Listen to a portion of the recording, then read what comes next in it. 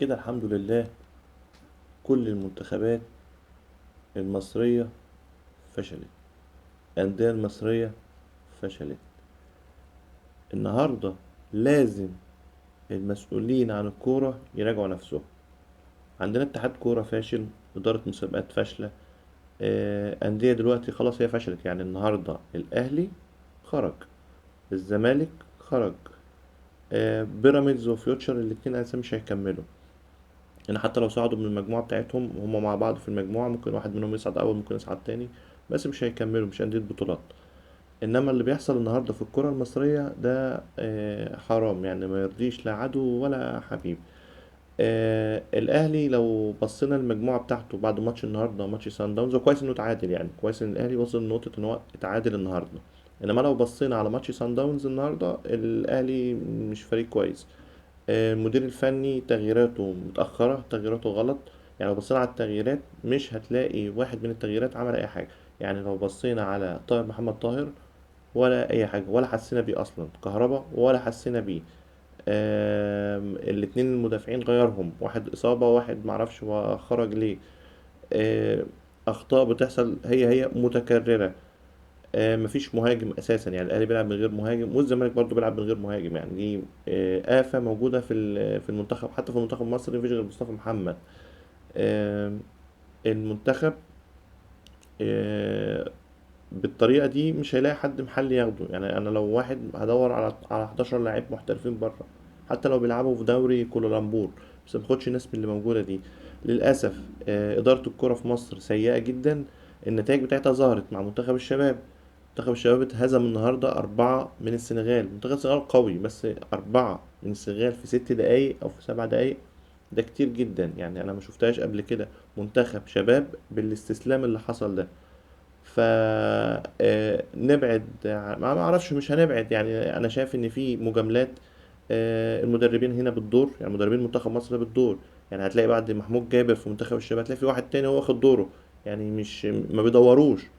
يعني الناس المسؤولة ما بتدورش أصلا. هو ده خلص، أدى مهمته، المنتخب فشل، نروح على طول نشوف اللي بعده في الليستة. هي لستة كده مكتوبة.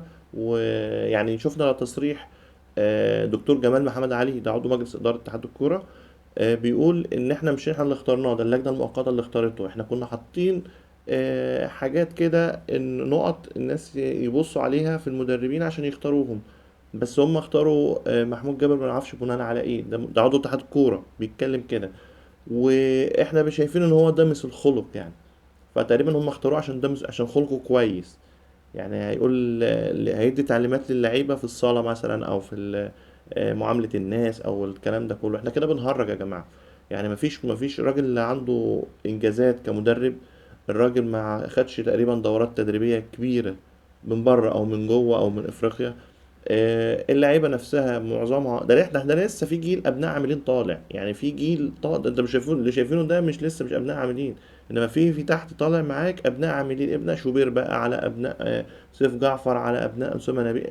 لا لسه في ناس، ده دول كويسين. يعني لا بقول اساميهم دول ممكن الى حد ما كويسين، انما في ناس تانية طالعه من تحت. مش هحكي لكم بقى. يعني المستقبل مظلم، مستقبل مظلم. فلو بصينا النهارده على المنتخبات، رايحة في داهية، سواء منتخب أول أو منتخبات شباب أو ناشئين أو أولمبي أو غيره.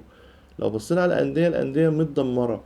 يعني ما يغركش اللي بنشوفه في الدوري المصري واللعيبة كده، والأهلي والزمالك والكلام الفاضي ده. لا لا لا، ده كله مؤقتا بس لحد ما إيه، ما يطلع على أفريقيا أو يطلع بره مصر، وبالآخر بيبان المستوى الحقيقي. سواء الأهلي، سواء الزمالك، سواء فيوتشر، سواء بيراميدز. لو مفيش تحرك النهارده فعلي ان يحط ناس مسؤولة في اتحاد الكورة او في إدارة الكورة في مصر، الموضوع هيروح اكتر. زي ملف الجماهير كده. احنا بنلعب النهارده ب10 آلاف متفرج او 5000 متفرج، وبنقول ملعب مليان. النهارده سوريا بتلعب بجماهير، تونس بدأت تلعب بجماهير، العراق اللي كان فيها حرب اصلا بدأت تلعب بجماهير، ليبيا مليانه جماهير. الناس كلها بترجع الجماهير. احنا برضو ما فيش يعني مش هننزل هم 500. حتى امبارح كان في ماتش كرة السلة، منتخب مصر بيلعب ماتش فيصل تقريبا على كأس العالم. يعني بيلعب تونس، يعتبر لو فزنا فيه نطلع كأس عالم. ما دخلوش جماهير خالص. ما دخلوش جماهير خالص. طب احنا نظمنا الدورة المجمعة دي ليه طالما مش هنسمح بالجماهير؟ فربنا يكون في عون الكرة المصرية.